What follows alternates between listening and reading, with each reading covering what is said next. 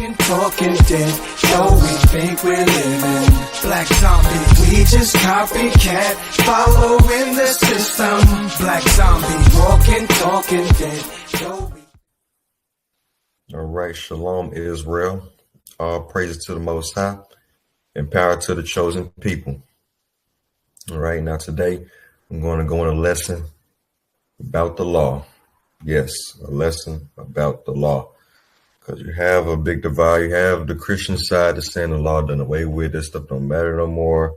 Y'all being Pharisaic, y'all nitpicking, which a lot of times they right. Then you got the Israelites that harp on law, but don't have an understanding of why to follow the laws. They just harp on it and don't actually break down the understanding of why we should do it. They just pretty much nitpick and call people out on it without breaking it down and giving people understanding. We have to understand it's a balance, you know, and I want the Christians to understand that it's not an obligation. I want a lot of Israelites to understand that it's not an outer appearance. It's always a heart matter. The law has always been has always been there to help us internally. The law is spiritual. The law is truth. The law is all these things. So the law has always been there to help us inside, not to make us look good on the outside. You know what I'm saying? So I want to go into some scriptures and break this stuff down real quick. So let me share my screen and let's get into the lesson today. Understanding versus obligation. So I want y'all to understand that the law, Most High always wanted us to understand why we was following what we follow. He never gave us laws to just be doing stuff or just saying stuff just cause. Yah is perfect, and so his law is perfect. All right. So let me present. All right, understanding versus obligation. All right. Now we're finna get into understanding the law. And all right, let's go in depth on how the law is supposed to be followed. Let's start in Deuteronomy 4, 1 through 10. And it says, "Now therefore hearken, O Israel, unto the statutes and unto the judgments, which I teach you, for to do them, that ye may live, and go and possess the land which Yahweh Elohim of your fathers giveth you. Ye shall not add unto the word which I command you, neither shall ye diminish aught from it, that ye may keep the commandments of Yahweh your Elohim which I command you. Your eyes have seen that Yahweh did because of Baal Peor. For all the men that followed Baal Peor, Yahweh thy Elohim hath destroyed them from among you. But ye that did cleave unto Yahweh your Elohim are alive, every one of you this day." Keep that in mind. Cleave. He wants us to follow his commandments. And then he tells us to cleave unto him. He's not just to follow. He wants us to cleave unto him. We're going to get into that. Let's keep going. "Behold, I have taught you statutes and judgments, even as Yahweh my Elohim commanded me, that ye should do so in the land whither ye go to possess it. Keep therefore and do them, for this is your wisdom and your understanding in the sight of the nations, which shall hear all these statutes and say, surely this great nation is a wise and understanding people." So let me stop there. When other nations see that we're strong, when other nations see that we're about our business, when other nations see that we're following our Elohim, they look at us like, whoa, bro, they got their stuff together. Like, man, they're great people. They tend to respect us. But when we throw away our Elohim, when we start following their customs and their ways, they look at us like we jokes. Like, what? They following our ways. What are we respecting them for? They trying to follow us. You know what I'm saying? So they can disrespect us and throw us under the dirt because we following them instead of following our Yah. We following their ways. Crazy. So when we follow the Most High, you know, this is how we get our wisdom, our understanding. When we follow his laws, when we follow him, you know what I'm saying? It's not just about following the letter of the law as far as like just doing these. It has to be innately in your heart. It has to be something inside of you that moves you to do certain things, right? Not just I'm doing A, B, and C. All right. So verse 7, it says, "For what nation is there so great, who hath Yah so nigh unto them, as Yahweh our Elohim is in all things that we call upon him for. And what nation is there so great that has statutes and judgments so righteous as all this law, which I set before you this day? Only take heed to thyself and keep thy soul diligently, lest thou forget the things which thine eyes have seen, and lest they depart from thy heart all the days of thy life. But teach them thy sons and thy sons' sons, especially the day that thou stoodest before Yahweh thy Elohim in Horeb, when Yahweh said unto me, gather me the people together, and I will make them hear my words, that they may learn to fear me all the days that they shall live upon the earth, and that they may teach their children. All right. So when the Most High tells us to follow his laws, he wants our soul to be in. He wants our soul to be in it. He wants our heart to be in it. He never wants us to just, just do stuff willy nilly just because he said it. He wants us to understand and truly realize that these things are beneficial. That's what he wants. It was always a heart matter. It was always a heart matter. And so, like I said, the laws, the statutes, the judgments, they're righteous. He wants to teach our kids. He wants us to teach our kids these principles. And we have to fear him. When the fear of Yah is the beginning of all wisdom. So when we fear Yah, we innately start to follow his ways because we have so for our Elohim, for our Father, that we start following him. All right. So now let's look into this word cleave. So let's look into this word cleave real quick in the Hebrew, because the Most High wants us to cleave to him. He wants us to follow his laws, but he also wants us to cleave to him. You know what I'm saying? Not just follow letter. He wants it to be in our heart. Let's look at cleave. So cleave in Hebrew is dabak, to cleave, to adhere. And right here in the picture, right here in the modern Hebrew, you have dalet, bet, and kuf. And then you have the pictograph. You have dalet, looking like a door. It's a door. Bet is pretty much the floor plan back in the day of a tent, because in ancient times we lived in tents, and that's basically what that is. And then kuf, which is a sunset, or the sun setting at the horizon, right? This is what the pictograph is. All right. And so dalet means door, move, or entrance. All right. Bet means house, family, in. Kuf means sun, behind, time. All right. The sun setting at the horizon. All right. And so what the pictograph is depicting, what is what this word entails. The pictograph is of entering, which is dalet, the house, bet, at sunset, kuf. After a man's hard labor, he goes to his wife. He enters the door day in and day out. Every day he cleaves and is joined with his wife.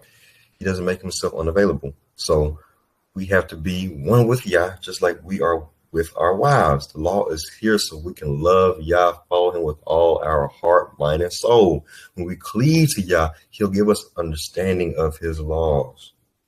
Period. We have to cleave to Yah, though. When we don't fear Yah, when we don't cleave to Yah, we don't try to personally, search out the scriptures ourselves, we will lack in understanding. So when you understand what Yah wants out of you, when you understand who Yah is, when you read about him, when you read the scriptures, you understand why his laws are great and why they're not done away with. When you truly understand him, you understand that everything that he set forth is righteous. He don't give you stuff that's unrighteous and they have to take it away. That means our Elohim's not perfect. So he gave us these laws so that way they can help us internally. And that's what people don't understand, that all through the Old Testament, it was always a heart matter. But yeah, it was always a heart matter. It was all he been saying, to love with all your heart, mind, and soul. That ain't just a New Testament, concept. He's been saying this since the Old Testament. Ain't nothing new under the sun, as the scriptures say. All right, so I want you to look at that cleave in Hebrew, dabak, and kind of what that entails. All right, because when we cleave, just like when we cleave to our wife day in and day out, we have to cleave to Yah day in and day out. We have to be joined with Yah day in and day out. right? And so to break down cleave even further, passion is another word for cleave. When we cleave to Yah, we are passionate about him, which means we understand him in his ways that he wants us to follow. So cleave has a twofold meaning: to hold on to and to unite, and also to rend, to tear into pieces, and to divide. It's crazy that it means both of these things, but check it out. To cleave is to love. Yet this love contains a sacred balance. Yah loves his people so much that he have destroyed nations on our behalf just to cleave to us. A lot of times we have to separate or be divided from people to get closer to Yah. We are cleaving to Yah by any means necessary, just like when we leave our father and cleave to our wife. Sometimes it's needed when you're trying to cleave to something. Sometimes you have to separate from something else to cleave to something, because that something else could hinder you. So sometimes, a lot of times, you have to move away from it in order to help yourself. In order for Yah to move in your life, you have to remove certain things sometimes. And that's why cleave has a twofold meaning. So love is always action based. You know what I'm saying? The law, it's internal, and then it goes into your actions, because everything that you think and do internally will manifest in your actions externally. Okay. So I want y'all to understand that, when we cleave to Yah, we understand his laws, we understand his statutes, we understand his judgments, we understand him in his totality, understand that he wants us to inwardly change. He don't want us to look good on the outside. We're not just following laws to look good on the outside. We're going to get into that. That's obligation. That's more so obligation. We're talking about understanding of the law. All right. So let's move forward. Let's get into Deuteronomy 6:1-6. All right. And this is talking about how the law, statutes, and commandments are supposed to be in our heart, in our mind, and our soul. So let's read. Now, these are the commandments, the statutes, and the judgments which Yahweh your Elohim commanded to teach you, that ye might do them in the land whither ye go to possess it, that thou mightest fear Yahweh thy Elohim, to keep all his statutes and his commandments, which I command thee, thou and thy son and thy son's son, all the days of thy life, and that thy days may be prolonged. Hear therefore, O Israel, and observe to do it, that it may be well with thee, and that ye may increase mightily, as Yahweh Elohim of thy fathers have promised thee, in the land that floweth with milk and honey. Hear, O Israel, Yahweh our Elohim is one Yahweh. And thou shalt love Yahweh thy Elohim with all thine heart, with all thy soul, and with all thy might. And these words which I command thee this day shall be in thine heart. You see that? He didn't just tell us to follow stuff. He wants us to be in our heart. He wants us to love him with all our heart, mind, and soul. That's the whole point. That's what the laws are supposed to do, because the laws are, in essence, very spiritual. Because people don't understand. People think that the laws are just deed stuff and just throwing stones and circumcision and just following holidays and holy days. They think that's all the law is, but they don't realize that the law is very spiritual. That the law entails inward things that we should do. Pride, ego. It deals with charity, and all these different things that are internal that's mentioned in the New Testament that people think are new concepts, but it's always been in the Old Testament. The law has always been a heart matter. It's always been something that he wanted to instill in us since the beginning. The law is perfect. It's just that us as humans, we make it imperfect because we try to use it for our benefit and not for Yah's benefit. That'd be the problem. We carnally try to follow the law, which in general, which you can't follow the law. When you're carnal with the law, you make the law bad. You make the law bad. The law ain't bad. It's just that you do it in a bad way. But that was never the intention in the beginning. You know what I'm saying? So you got to understand, when we do stuff carnally, we innately break the laws anyway, because you have ego. A lot of times when you try to follow the law carnally and try to have a good outward appearance, a lot of times you're hypocritical, which is sinful. A lot of times you bear false witness, which is sinful. A lot of times you have a lot of pride, which is sinful. And all these different things, right? So when you try to follow the law carnally, you're really wicked anyway. So you can't follow the law carnally. The law is spiritual. You know what I'm saying? So that's why the law is perfect. It's just that when we try to look on the outside, that's when all that stuff happens. All right. So I'm gonna get to that real quick. That the laws are spiritual. This is Romans think I didn't put it in there, but yeah, this is Romans 7, starting at 7. And it says, "What shall we say then? Is the law sin? Yah forbid. Nay, I had not known sin but by the law, for I had not known lust except the law had said, Thou shalt not covet." Pause right there. Dagger.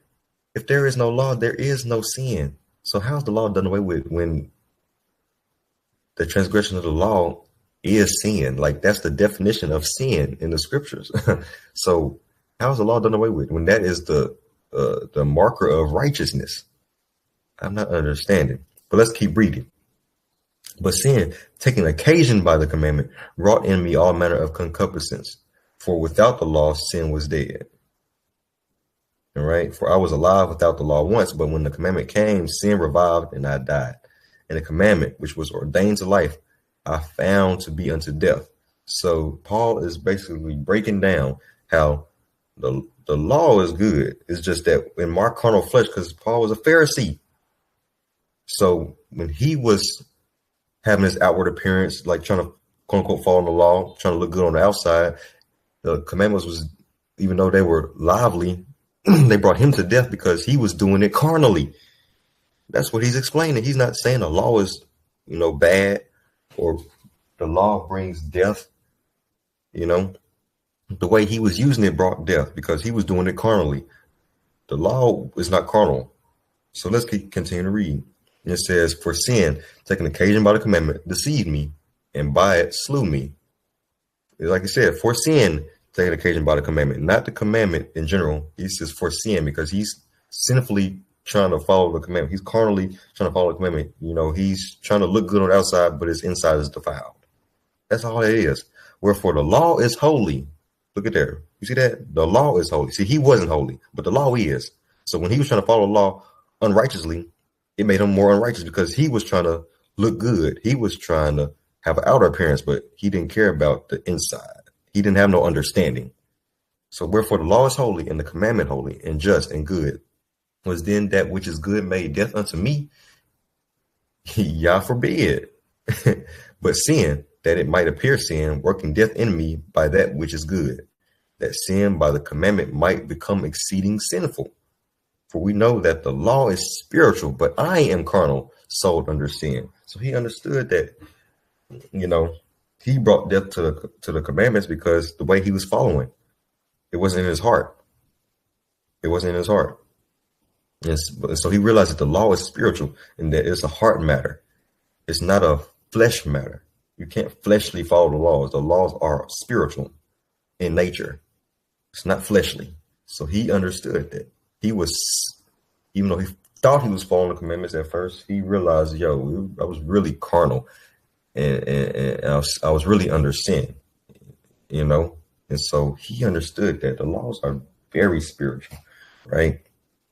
And so now we're going to go into the circumcision of the heart because people always mention the New Testament tells us circumcision of the heart. Circumcision don't matter no more. Da, da, da, da. All right. Let's look into the Old Testament, way back in the Torah, and we finna see if the same concept of circumcision of the heart is here. Let's read Deuteronomy 10, starting at verse 12. "And now, Israel, what doth Yahweh thy Elohim require of thee, but to fear Yahweh thy Elohim, to walk in all his ways, and to love him, and to serve Yahweh thy Elohim with all thy heart and with all thy soul, to keep the commandments of Yahweh and his statutes, which I command thee this day for thy good. Behold, the heaven and the heaven of heavens is Yahweh's thy Elohim, the earth also with all that therein is. Only Yahweh had a delight in thy fathers to love them, and he chose their seed after them, even you above all people as it is this day. Circumcise therefore the foreskin of your heart and be no more stiff-necked." Right? So every time, here's the thing, here's a pattern you keep seeing. Every time the Most High tells us to follow his commandments, he always follow up or tells us to, follow him with all our heart, mind, and soul, love him, change our heart. You tend to see, fear him, follow him with all your heart, mind, and soul. Like you tend to see this every time he mentions the law. He also mentions the heart. He also mentions to fear him.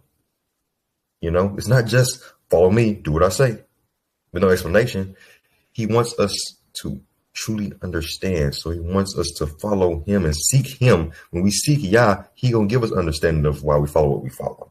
Innately, he gonna give us understanding. We're not just following stuff just to be following stuff.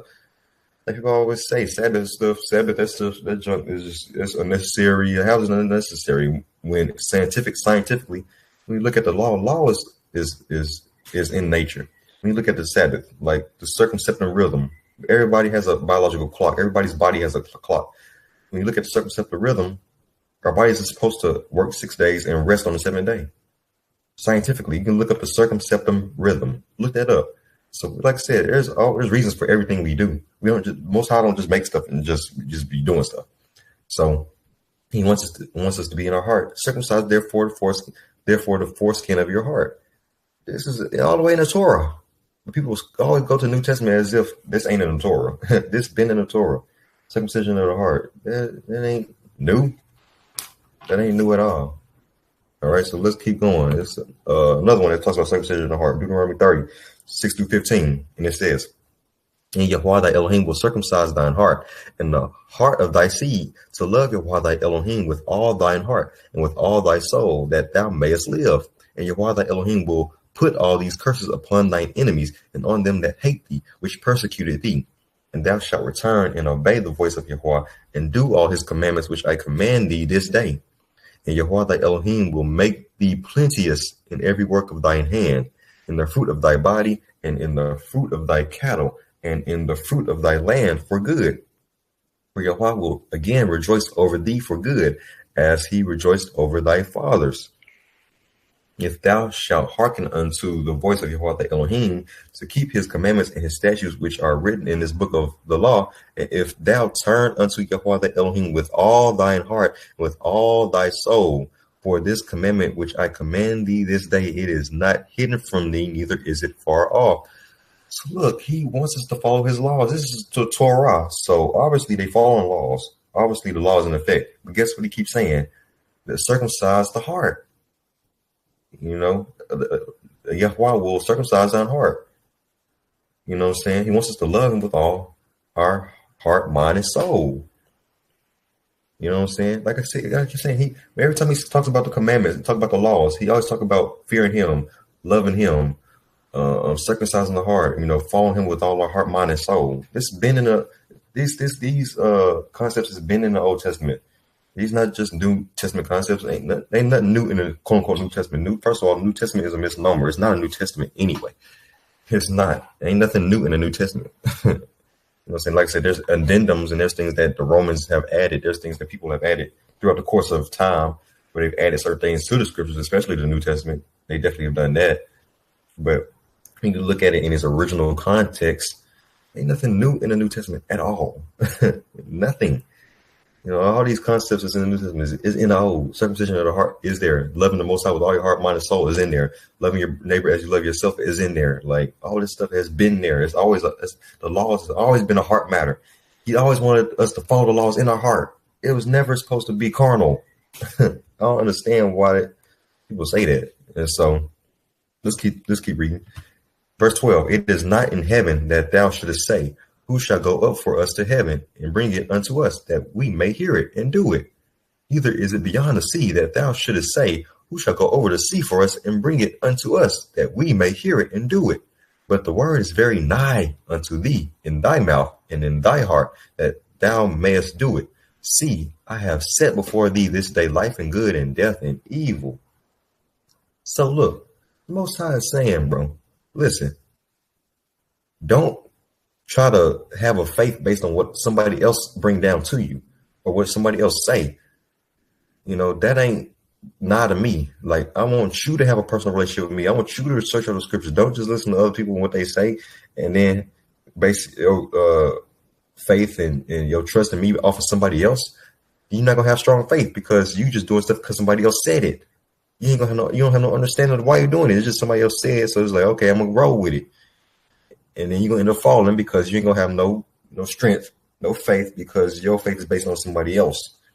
Your faith should be based on how nigh you are to the word. And that's the whole point.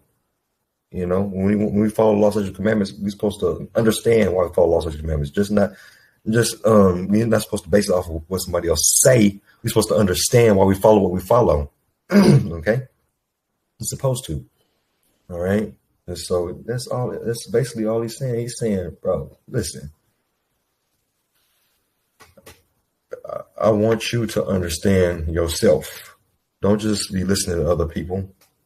Don't just, what I'm saying, your relationship is based on, oh, I just go to church, I listen to the pastor. No, I want you to do your own due diligence. I want you to read. I want you to study. I want you to do all these things. All right.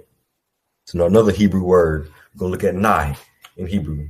And it's pretty explanatory, but it's a little slightly deeper meaning. It's korab, all right? And it's kuf, resh, wav, and bet, all right? Which kuf is son behind time, resh is first authority, head, wav is nail, hook, bet is house, family, house in, all right? So when you put these together, korab in general, it just means kindred, allied, approach at hand, any of kin, neighbor, all right? So it's basically, it's basically like you're nigh like unto kindred. You're nigh like you're allied with someone, right? Any of kin, like a neighbor, right? So when you look at this word nigh in the Hebrew, it's more so of like a kinsman, like you're close, like y'all are kin, like you're allied, right? So we should be close to the word as if we are in alliance with the word. The word should be close like kinsmen. That is how you gain understanding. We have to have a personal relationship with the word, right? In order to gain understanding of why we follow what we follow, But other than that, you're going to always be confused if your faith is based on somebody else, what somebody else say, or, if you don't understand no Hebrew, if you don't understand the culture, you're going to always be confused. You ain't going to have no understanding, you know what I'm saying? Because you have a Western thought process, so the word has to be close to us like kinsmen, right? You have to have that understanding, right? So now I'm going to go to 1 Timothy. 1 Timothy 1, 5 through 10. And this is powerful right here. This is powerful. All right. And it says, now the end of the commandment is charity out of a pure heart and of a good conscience and of faith unfeigned, from which some having swerved have turned aside unto vain jangling, desiring to be teachers of the law, understanding neither what they say nor whereof they affirm. For we know that the law is good if a man use it lawfully. You see that? The law is good if a man use it lawfully. But if a man out here being carnal and trying to look good on the outside and bearing false witness on his brother, talking about the law this, the law that, then you making the law look bad. You have people gonna look at you like the law whack, the law wicked, because look at you. You doing this, and this, that, and the third. So now you're making the law look bad because you being over righteous and you being so over righteous, you sinning against your people because you so over righteous that, you trying to look so good that you will bear false witness or you'll lie or you'll be hypocritical.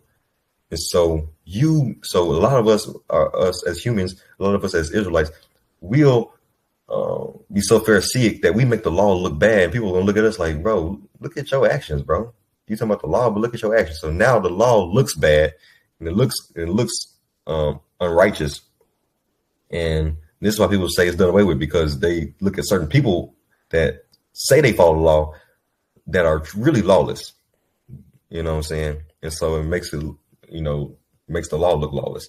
And so when, we understand the law, we do it the right way. We're charitable, like we're giving, we don't look at our brother with hate. We don't have a bunch of pride and we don't deal with ego. We can always be quick to hear and quick to learn and quick to listen and talk when need to be taught, talk when we need to talk, and fear Yah. Like when we do all these things, that is what the law is supposed to do. Not, ooh, look at you, you ain't got your fringes on, brother, you wicked. Like, you know what I'm saying? Now people looking at you like, oh, bro, look at, So the law is good when a man uses it lawfully. Facts. Let's keep going. Knowing this, that the law is not made for a righteous man, but for the lawless and disobedient, for the ungodly and for sinners, for unholy and profane, for murderers of fathers and murderers of mothers, for manslayers, for whoremongers, for them that defile themselves with mankind, for men stealers, for liars, for perjured persons, and if there be any other thing that is contrary to sound doctrine. All right. So you must understand that, you have to have a zeal for Yah to be to be able to follow him properly. You have to have that zeal for Yah to follow him properly. You know what I'm saying? If you understand the law, then you are not going to need the law because it is already instilled in you. That's what the law is for the wicked. You know what I'm saying? Because they don't have understanding. So the laws are for them to understand how they need to act. If I'm already, in righteousness, I don't necessarily need, oh, thou shalt not do this. You should not do that. Don't do that, because I understand it. So that's why we have 613 commandments instead of just the 10. If we follow the 10, we would have followed the 613 innately. But when we continue to transgress, then we have to break down some more. Okay, don't do this because this, and this now. Okay, don't do this because this, and this now. So you have to bring more laws into it because you're steady breaking stuff when it was supposed to be innately in you. Like I said, the law was before Moshe. The law was since the beginning. The law been here. He gave the trees laws. He gave the seas laws. He gave the animals laws. You know what I'm saying? Like I said, Adam and Eve had laws. Cain and Abel had laws. All the way going up. You know what I'm saying? Noah had laws. It's just that they didn't need a stone or a tablet because the laws were innately in them. So it wasn't for them because they were already following it. Right? So that's why the law was needed, so it can correct people, so we can bring people back in alignment with Yah. The law ain't for no reason. It's not one of the things where, we're doing it for no reason. That's not it. All right. So let's keep going. Let's go to Psalm 51, 1 through 10. Since we was talking about pure heart and inward parts, let's see what this says. Have mercy upon me. This is not Paul. This is Dawid after he went in unto Bathsheba and did that in horrible iniquity, right? Which was punishable by death, which is why he had to do write all these psalms, because really his sin was so wicked. It really, according to the law, he should have been put to death. But this is why he's begging and crying out to Yah. So here's Psalm 51, starting in verse 1. Have mercy upon me, O Yah, according to thy loving kindness, according unto the multitude of thy tender mercies, blot out my transgressions. Wash me thoroughly from mine iniquity, and cleanse me from my sin. For I acknowledge my transgressions, and my sin is ever before me. Against thee only have I sinned, and done this evil in thy sight, that thou mightest be justified when thou speakest, and be clear when thou judgest. Behold, I was shapen in iniquity, and in sin did my mother conceive me. Behold, thou desirest truth in the inward parts, and in the hidden part thou shalt make me to know wisdom. Purge me with hyssop, and I shall be clean. Wash me, and I shall be whiter than snow. Make me to hear joy and gladness, that the bones which thou hast broken may rejoice. Hide thy face from my sins, and blot out all mine iniquities. Create in me a clean heart, O Yah, and renew a right spirit within me. So he's transgressed. He's broken laws. So he's trying to be cleansed, and he's trying to get sin from out of him, and he desires truth in his inward parts. Keep that in mind. Truth in the inward parts. And he asks Yah for a clean heart, which is a pure heart. That's what he's asking. He's asking Yah for a clean heart. He's asking God to put the truth in his inward parts. And he shall know wisdom. Right? So let's go and look at what truth is. Since he wants truth in his inward parts, what is truth? Let's look at that. Psalm 119, 41 through 44 and 142. It says, let thy mercies come also unto me, O Yahweh, even thy salvation, according to thy word. So shall I have wherewith to answer him that reproacheth me. For I trust in thy word. I take not the word of truth utterly out of my mouth, for I have hope in thy judgments. So shall I keep the law continually forever and ever. The word of truth is the law. He said he didn't take it. He's not taking it out of his mouth at all, forever and ever. The law is the truth.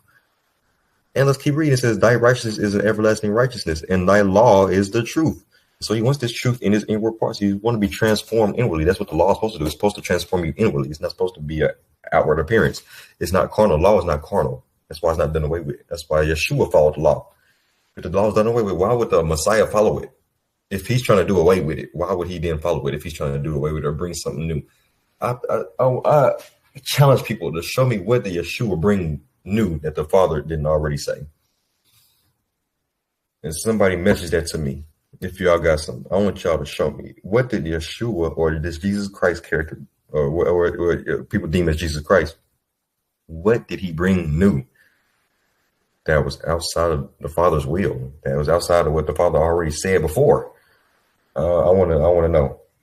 All right. So let's move forward. All right. And so Proverbs 28, the way of a man is forward and strange, but as for the pure, his work is right. So if you have a clean heart, you have a pure heart, you know what I'm saying? Your works will match that. You know, you don't have, quote unquote, a godly heart, but then do ungodly things. That's stupid. That's stupid. If you're ungodly inside, you're going to do ungodly things. If you're godly inside, you're going to do godly things. This is how that works. You're not going to, oh, I'm righteous on the inside. I follow this, follow this in my mind. But when I act, I do something different. Where they do that at? Since when does the mind work like that? So if you're pure heart, you're going to follow the Most High's ways. Like, I don't understand, you know, it's so difficult about that. All right. So now we're going to go into the Apocrypha, go into Sirach or Ecclesiasticus, right? I'm going to go into this Apocrypha. It's also talking about a pure, it's also talking about how the law gives us understanding and how it helps you spiritually, and how the ones with no understanding will throw Yah's laws or will throw Yah away. And so we're finna break that down. And so it says, Sirach 21, 1 through 2, 6 through 11, and 15. It says, my son, hast thou sinned? And this is Yeshua, this man named Yeshua, son of Sirach, and he's talking to his son. He said, my son, hast thou sinned? Do so no more, but ask pardon for thy former sins. Flee from sin as from the face of a serpent, for if thou comest too near it, it will bite thee. The teeth thereof are as the teeth of a lion, slaying the souls of men. All right, go down to 6. He that hateth to be reproved is in the way of sinners, but he that feareth Yahweh will repent from his heart. Right? An eloquent man is known far and near, but a man of understanding knoweth when he slippeth. He that buildeth his house with other men's money is like one that gathereth himself stones for the tomb of his burial. The congregation of the wicked is like tow wrapped together, and the end of them is a flame of fire to destroy them. The way of sinners is made plain with stones, but at the end thereof is the pit of hell. He that keepeth the law of Yahweh getteth the understanding thereof, and the perfection of the fear of Yahweh is wisdom. Right? So when we fear Yahweh and keep his laws in that fear of Yah, we get understanding thereof. That's why it says, and the perfection of the fear of Yahweh is wisdom. Right? So it's not just the deed of the law, like, oh, I do A, B, and C. I'm righteous. Hey, yay. No. You can do A, B, and C and still be wicked. Like I can worship I can worship on the high holy days, and I can wear certain clothes, and I can have a certain diet, but I can be an evil person. So it's more than just, you know, doing certain deeds. Of course, we still do those things. Of course, we follow the high holy days. Of course, we wear fringes. Of course, we eat right. But we have to internally understand why we eat right, understand why we follow high holy days, have the understanding of why we do what we do. That way, it can change our inwards. When we understand what we do, we're not just doing stuff just to look good, just because it's culture. We do it because we want to please Yah. Then can't nothing stop us. We become a righteous person because you're following it, because you fear Yah and you want to please Yah. You're trying to please yourself, or you're not just doing stuff because other people are doing it. You know. Yeah. So yeah, 6 is powerful because a lot of people hate to be reproved, and that's the way of sinners. You know, because a lot of times, you know, people don't like to admit when they're wrong. People don't like to admit their iniquities. People deal with a lot of pride, man. People deal with a lot of pride. You know what I'm saying? But like I said, people that with understanding understand when they slip, understand when they do something wrong. You understand, oh man, I shouldn't have said that. Or understand, man, I shouldn't have did that to him. Or like, man, that was wicked. I should have said that. Like, you understand that, man, because you understand that Yah watches, Yah understands everything you say. So hey, just fess up. Y'all already know what you just said. You know what I'm saying? Ain't no point in hiding it. It ain't gonna make you look no more righteous. Just confess and repent. You know what I'm saying? And so 15. For skillful man hear a wise word, he will commend it and add unto it. But as soon as one of no understanding heareth it, it displeaseth him, and he casteth it behind his back. And that's what a lot of people do, especially the Christians. Law done away with, man. This is old. No understanding at all. No understanding at all. And some people with no understanding, they don't even want to hear it. They just cast it behind them like, bro, get down my face with all that. Like, you wicked. Get away from me, devil. You know what I'm saying? So, yeah. And so I got a few more points, and I'm going to the obligation portion of the law, right? And so I'm going to show you how the law is perfect and how it brings forth wisdom. Psalm 19, 7-9. It says, the law of Yahweh is perfect, converting the soul. The testimony of Yahweh is sure, making wise the simple. The statutes of Yahweh are right, rejoicing the heart. The command of Yahweh is pure, enlightening the eyes. The fear of Yahweh is clean, enduring forever. The judgments of Yahweh are true and righteous altogether. So the laws, the statutes and commandments are pure, they're right, rejoicing in the heart, they enlighten the eyes. The fear of Yahweh is clean, endures forever. Judgments are true and righteous. So why would it be done away with if it's perfect? The law is perfect, so why would y'all do away with something that's perfect? I'm confused. See, this stuff is just if you don't have no understanding, you just contradict yourself all over the place. You know what I'm saying? Why would you do away with something that's perfect? Yeah, that's interesting. So, the last point on the understanding portion, you have 2 Timothy 2:7. Consider what I say, why give thee understanding in all things, right? So from beginning to end, the Most High was giving us understanding from beginning to end. He didn't in the Old Testament give us, a checklist of things to do, just to do it. And then the New Testament came around. Oh, forget all that stuff I said before. No, give us understanding in all things. He give us understanding in some things. The Old Testament wasn't used to just give us to not give us understanding. It was used to give us instruction and understanding, or we know how to live. And that's what they was trying to do in the New Testament. Everybody was lost. They was trying to help people come back to how they was originally supposed to act. That's why in the New Testament they would mention Abraham, Isaac, and Jacob in the New Testament. You know what I'm saying? They would mention Moshe. If the law was done away with, why mention these people? Because these people follow the law. Ain't no point mentioning them, right? If the law is so done away with. But I mentioned any of our forefathers that followed it. If we want people to go back to righteousness, because those people are examples of righteousness. But anyways, now I'm gonna try to speed up. You know what I'm saying? I can be kind of long-winded at times. I know. I'm sorry. So now I'm going to go to examples of people following the law like an obligation. And so this is the difference between someone with understanding of the law that we were just reading, how you understand the law, being pure in heart, saying loving the Most High with all your heart, mind, and soul, being close to Yah, being close to the Word, being nigh unto the Word, all those different things, cleaving to Yah, and having a passion for Yah, that zeal for Yah. That way you have understanding of why we follow the law. This right here, this is the opposite. This is like Pharisees, Sadducees, and there are people that say they follow the law, but then you can tell that their heart is not right, so they're wicked. This is like obligation. Like, for example, before I start, like an example, if let's say my fiance tell me to take out the trash, and I do it. Hey, I follow the law, but guess what? If I took out the trash with an attitude, did I really follow the law? Is the law really in my heart? No, I'm wicked, because even though I did the act, a lawful act, which was follow her command, which was take out the trash, I did it with an attitude. So my heart is not right. So innately, I'm not following the law because I'm not fearing my Elohim. I'm not respecting it or revering my Elohim. I'm not understanding why he told me to take the trash out. I'm not understanding why my wife told me to take the trash out. You know what I'm saying? So I did it with an attitude. I did it with a certain disdain. So in essence, I'm not following the law because my heart is wicked. Even though I did the act, I took the trash out, I did it. But I did it with such an attitude, and like, really? It's wicked. You know what I'm saying? And so that's the difference between understanding and obligation. So let's go. I'm going on this story. This is when Yeshua was talking to the rich man. The rich man was like, Yo, I follow laws, statute, commandments. I follow laws, bro. You ain't telling me nothing new. I follow this stuff. And so Yeshua was like, hey, we'll give all your stuff to the poor then, right? And then man got sad. He was like, boy, you ain't. And so Yeshua realized you ain't follow no law. If you really follow the law, it'll be in your heart.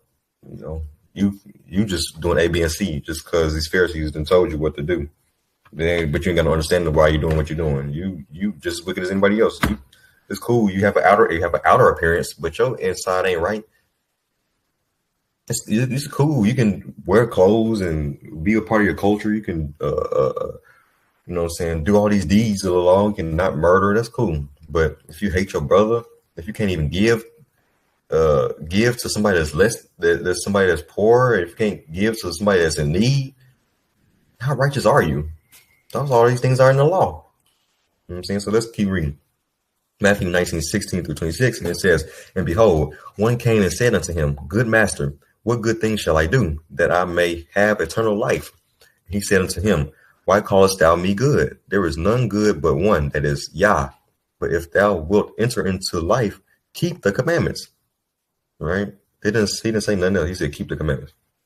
But the commandments done away with. And he said unto him, which? Yeshua said, Thou shalt do no murder, thou shalt not commit adultery, thou shalt not steal, thou shalt not bear false witness. Honor thy father and mother, and thou shalt love thy neighbor as thyself. Right? And the young man said unto him, All these things have I kept from my youth up. What lack I yet? Right? Think he perfect, right? He followed the law. He perfect, right?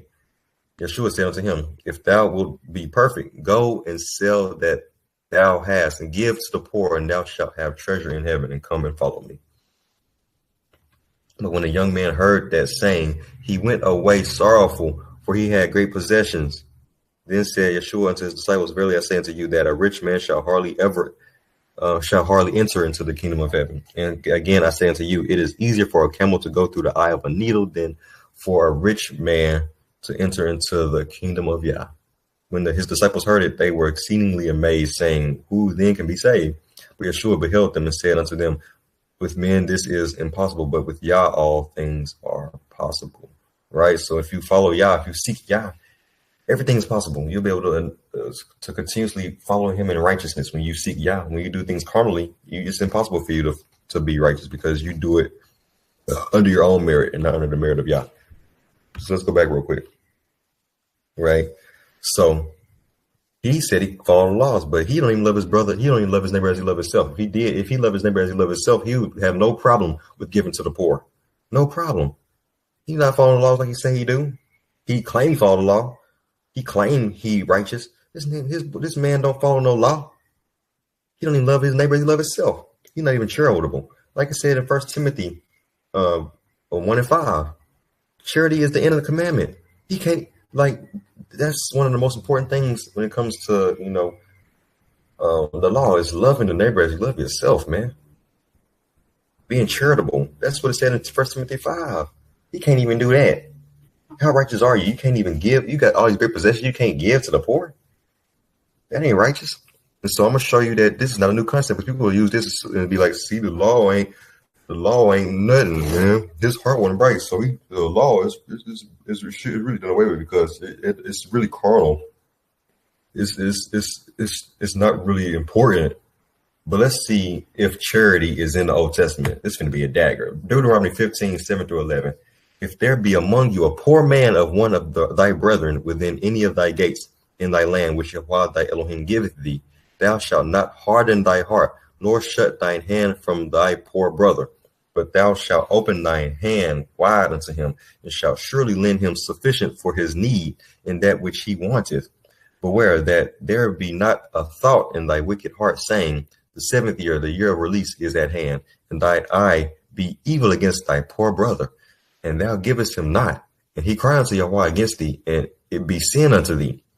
Thou shalt surely give him, and thine heart shall not be grieved when thou givest unto him, because that for this thing Yahweh thy Elohim shall bless thee in all thy works, and in all that thou puttest thine hand unto.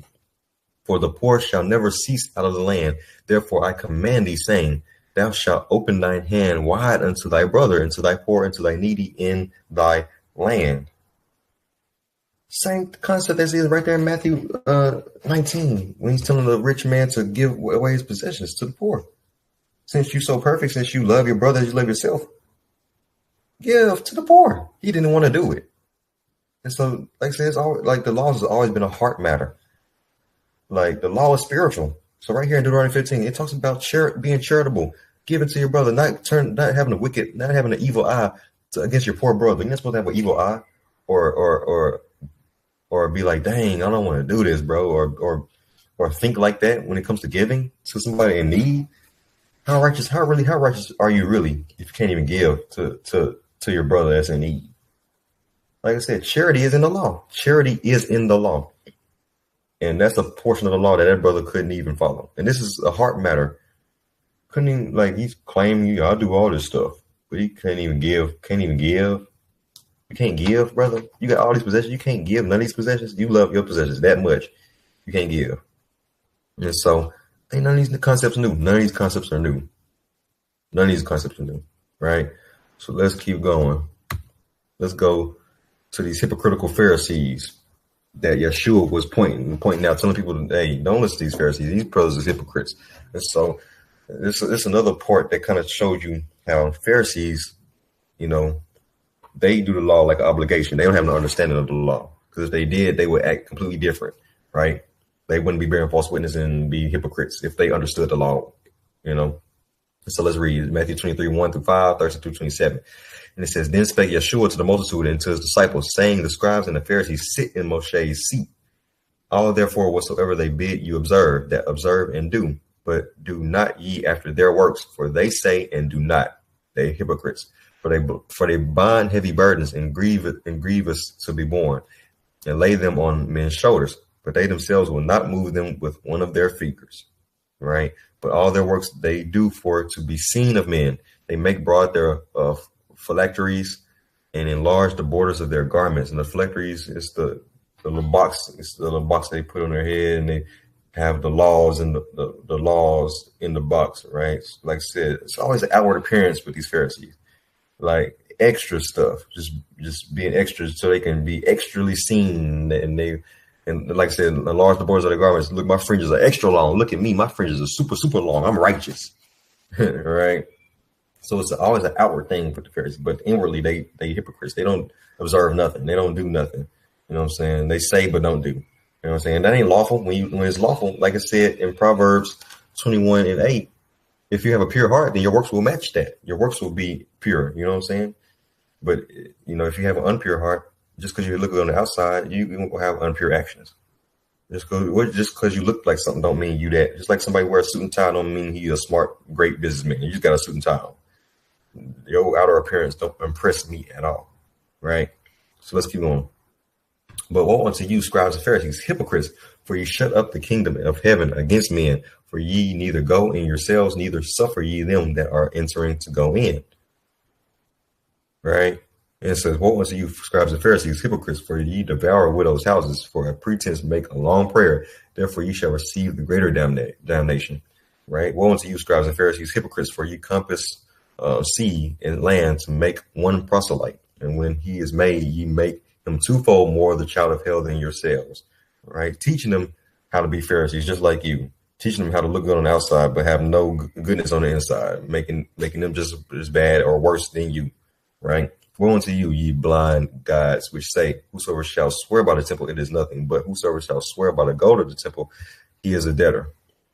Ye fools and blind, for whether is greater, the gold or the temple that sanctifieth the gold? And whosoever shall swear by the altar, it is nothing. But whosoever sweareth by the gift that is upon it, he is guilty. Ye fools and blind, for whether is greater, the gift or the altar that sanctifieth the gift? Whoso therefore shall swear by the altar, sweareth by it, and by all things thereon. And whoso shall swear by the temple, sweareth by it, and by him that dwelleth therein. And he that shall swear by heaven, sweareth by the throne of Yah, and by him that sitteth thereon. Woe unto you, scribes and Pharisees, hypocrites, for ye pay tithe of mint and anise and cumin, and have omitted the weightier matters of the law, judgment, mercy, and faith. These ought ye to have done, and not to leave the other undone. Right? So, like I said, y'all, do the outside things, but y'all ain't even doing the important things. If y'all worried about the inward part of the law's judgment, if you're worried about having mercy, your faith, worry about all the internal things that you're supposed to have, as well as the outer things, you'd be great. But y'all just have an outer appearance. Y'all just hypocrites, and y'all just do stuff to look good so other people can follow you and not Yah. That's the thing. You want people to follow them and not Yah. Ye blind guides, which strain at not and swallow a camel. Woe unto you, scribes and Pharisees, hypocrites, for ye make clean the outside of the cup of the platter, but within they are full of extortion and excess. Right? Cup have a great design on the outside, but inside you got a bunch of filth on the inside. Right? Thou blind Pharisee, cleanse first that which is within the cup and platter, that the outside of them may be clean also. See, the law is always an inward thing. So they're not wrong. The law is not wrong. It's just they have to clean their inside so that their outside can be clean as well, right? So the inside and the outside can be clean. Woe unto you, scribes and Pharisees, hypocrites, for ye are like unto whited sepulchres, which indeed appear beautiful outward, but are within full of dead men's bones and of all uncleanness. So that's another example, of people acting godly, but they're really wicked. And so that's not how you follow the law. You don't follow the law by looking good on the outside. It's always you follow the law by following and fearing Yah and loving Yah and following Yah's ways and understanding why you follow Yah's ways and continuously growing and being able to acknowledge your wrongs and be able to repent and continue to move forward. That's how you follow Yah. Right. So I'm gonna do another example of when Yeshua, healed the man on the Sabbath. Let's read for John 5:5-19. It says, and a certain man was there, which had an infirmity 38 years. When Yeshua saw him lie and knew that he had been now a long time in that case, he said unto him, wilt thou be made whole? The impotent man answered him, Sir, I have no man when the water is troubled to put me into the pool. But while I am coming, another steppeth down before me. Yeshua said unto him, Rise, take up thy bed and walk. And immediately the man was made whole and took up his bed and walked. On the same day was the Sabbath. The Jews therefore said unto him that was cured, It is the Sabbath day. It is not lawful for thee to carry thy bed. Right? He answered them, He that made me whole, the same said unto me, Take up thy bed and walk. Then asked they him, What man is that which said unto thee, Take up thy bed and walk? He that was healed was not who it was, for Yeshua had conveyed himself away, multitude being in that place. Afterward, Yeshua findeth him in the temple and said unto him, Behold, thou art made whole. Sin no more, lest a worse thing come unto thee. The man departed and told the Jews that it was Yeshua which had made him whole. And therefore did the Jews persecute Yeshua and sought to slay him, because he had done these things on the Sabbath day. But Yeshua answered them, My Father worketh hitherto, and I work. My Father worketh hitherto, and I work. Therefore the Jews sought the more to kill him, because he not only had broken the Sabbath, but said also that Yah was his father, making himself equal with Yah. Then answered Yeshua and said unto them, Verily, verily, I say unto you, the Son can do nothing of himself, but what he seeth the Father do. For what things soever he doeth, these also doeth the Son likewise. Right? So let me get this straight. So the man is laying in his bed on the Sabbath sick, right? About to dang die. Yeshua comes and heals him. All he's doing is picking up his bed and going on about his business. He ain't working. He ain't nothing. They saying it's against the law. You can't carry your bed. It's not lawful to carry. The Pharisees are so self-righteous that they're bearing false witness on Yeshua and this brother, right? Because there's nowhere in the law that says that, you can't carry your bed on the Sabbath. Like, especially when in this particular situation, he was sick. He was sick. So when he got healed, when you get up, what are you going to do? Leave his stuff there? You got to move his stuff to where he going, especially if he ain't, got no place or whatever the case may be. You have to carry his bed with him. You know what I'm saying? That's not unlawful. It's just that's a situational thing where he was sick, he got healed, he had to get his stuff and go. Right? But they so self-righteous that they bearing false witness on this brother as if he's doing work on the Sabbath. He's not doing no kind of work or no nothing. And they bearing false witness on Yeshua as if he can't heal somebody on the Sabbath. Like, really? Since it's the Sabbath, I'm supposed to just let somebody die? How righteous am I really if I let somebody die? It's the Sabbath, so I'm just going to let him sit there and suffer. You just sit there. It's the Sabbath. Really? There's exceptions to the Sabbath, brother. If somebody is sick, if somebody going through something, you can help your brother on the Sabbath when he need help. You can help somebody. That's not against the law to help. Like, that don't make no sense. That is very wicked to let somebody suffer just because it's the Sabbath. To let somebody suffer just because it's the Sabbath. And so we don't see where the Pharisees got this from, as far as carrying a bed and work on the Sabbath. Which healing somebody is not work. You're helping your brother. Working and helping are two different things. If somebody needs help, if somebody's sick, if somebody's about to die, if somebody, fell on the ground, you can pick your brother up. What's the Sabbath? I can't carry you. What? Just gonna let him lay there. Okay. That's not righteous. So, like I said, the Pharisees being over righteous. That's not lawful. It's not lawful to let somebody be sick on the Sabbath. That's not lawful. That's nowhere in the law. So let's look at where to get this from. That's Jeremiah 17:21-22. Thus saith Yahweh, take heed to yourselves and bear no burden on the Sabbath day, nor bring it in by the gates of Jerusalem. Neither carry forth a burden out of your houses on the Sabbath day, neither do ye any work, but hallow ye the Sabbath day as I commanded your fathers. So it's pertaining to work, pertaining to like a job or a task, right? That's something that you don't have to do on the Sabbath. Right, and let's go to a precept, not Nehemiah 13. I put 6-9. My bad, 16-19. There dwelt men of Tyre also therein, which brought fish in all manner of ware, and sold on the Sabbath unto the children of Judah and in Jerusalem. Then I contended with the nobles of Judah and said unto them, what evil thing is this that ye do, and profane the Sabbath day? Did not your fathers thus, and did not our Elohim bring all this evil upon us and upon this city? Yet ye bring more wrath upon Israel by profaning the Sabbath. And it came to pass that when the gates of Jerusalem began to be dark before the Sabbath, I commanded that the gates should be shut, and charged that they should not be opened till after the Sabbath. And some of my servants set I at the gates, that there should no burden be brought in on the Sabbath. All right.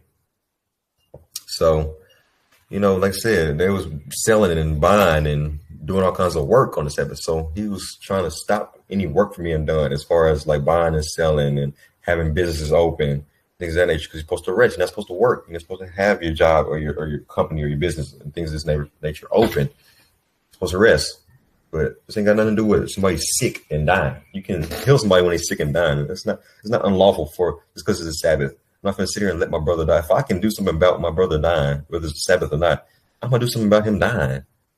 Like, what kind of stuff is that? That ain't nowhere in the law. Don't kill your brother on the Sabbath. Don't do anything at all as far as anything, like nothing. They ain't saying that. It's talking about burden as far as work, doing work, and because you're 6 days supposed to work and 7 days supposed to rest. But if it's something outside of that, it's lawful. There's exceptions to the law. Yeshua didn't break the Sabbath at all. He actually didn't break the Sabbath at all, technically. But this is my last point, family, and I'm gonna be done. I know it's been long, but it's my last point. And this also goes into obligation of the law. This is powerful, one of the most powerful ones. That's why I'll say this one for last, because this is powerful. Genesis 4:3-8, the story of Cain and Abel. And in the process of time, it came to pass that Cain brought of the fruit of the ground an offering unto Yahweh. And Abel, he also brought of the firstlings of his flock and of the fat thereof. And Yahweh had respect unto Abel and to his offering, but unto Cain and to his offering he had not respect. And Cain was very wroth, and his countenance fell. And Yahweh said unto Cain, why art thou wroth? And why is thy countenance fallen? If thou doest well, shalt thou not be accepted? And if thou doest not well, sin lieth at the door. And unto thee shall be his desire, and thou shalt rule over him. And Cain talked with Abel his brother, and it came to pass when they were in the field that Cain rose up against Abel and his brother and slew him. All right. So there's three things into why Cain's offering was not accepted. First, when you look in the scriptures, you see his attitude. He was wroth when Yah didn't accept it. He didn't even repent and realize, yeah, you know what, yeah, my heart went in it. Like, I was just going through the motions. My bad. I should be more caring. I should give you the best of the best. And I should, revere you, right? He gets mad, you know, and basically he gets mad at Yah, his countenance falls, and he has a attitude problem. He's not his heart not right. So you can tell that off the bat when you read and why his stuff wasn't accepted. Because most I said, if you do well, it'll be accepted. But if you do not well, then sin will lie at the door. He realized that Cain's heart went in it. So it's three things. Three reasons why Cain's offering wasn't accepted. First was the sincerity. Second, blood sacrifice. And third, the attitude problem. So first, sincerity. Cain brought the fruit of the ground, but Abel brought the firstings of his flock, of the fat. Abel was very selfless in his giving. Cain seemed to be going through the motions, right? It didn't say Cain brought the first of anything. It just said he brought the fruit of the ground. It just seemed like he was kind of going through the motions because there was commanded for them to bring offerings. So it's just because offerings are lawful. Giving an offering to Yah is lawful, but if you are insincere in your giving, if you're just giving just to give, or if you sacrificing just to sacrifice, then what's the point? That's why Yeshua said that he don't care about your sacrifices. That's the whole point of sacrifice, was for you to truly inwardly change. All sacrifice is a symbol. I want you to truly inwardly change. And so he saw that Cain didn't have no inward. It wasn't sincere. He didn't have no inward change. He just giving the person his fruit just because he commanded to do it, right? Like I said, it's an obligation. But Abel, he gave the first of his flock and the fat, and you could tell his sincerity. He gave the first. He was very selfless, and he wanted, and he revered Yah in such a way that Yah accepted his, but not Cain's. You can tell Cain was going through the motion, right? Second, blood sacrifice. Blood was used for the majority of, offerings and sacrifices, especially when it comes to sin offerings, right? You use blood, you use an animal, right?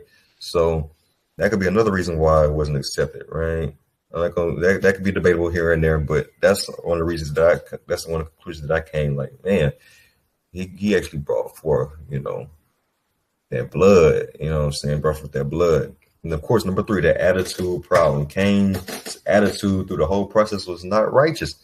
He got mad when his offering wasn't accepted. Instead of changing his heart, he killed his brother. Instead of just changing his heart and being like, you know what, let me repent, let me improve. Instead, he gets mad and kills his brother because he's so jealous. So you could tell his heart wasn't right. Even though he did a lawful act as far as giving an offering to Yah, his heart wasn't there. And it was just an obligation. And you could tell he was still wicked in his ways, and he didn't truly internally change, right? So even though he followed the law, his heart was not in the right place. And that's why he was rejected, right? So that's the end of that, family. Put that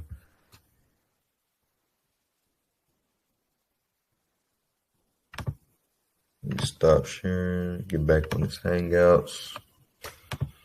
Yeah. But that's it, family. That's the end of the lesson, understanding versus obligation. I want y'all to realize that, understanding the law, you have to seek Yah. I can't give you understanding. Another man can give you understanding. We are just vessels. We can help you on your path, but you have to seek Yah. You have to understand the culture. You have to understand the language. You have to understand the scriptures in its totality, in its context. Read scriptures for yourself. Reading is fundamental. So this is how you gain understanding. This is how you gain knowledge. This is how you understand why we follow the law, why the law is still righteous, and all those different things. Okay. So with that, I want to say thank y'all for listening. Shalom to the family. All praises to the Most High, and power to the chosen people. Stay up. Love y'all. Let's continue to wake up the nation. Let's continue to build and unite, and all those different things. And love y'all.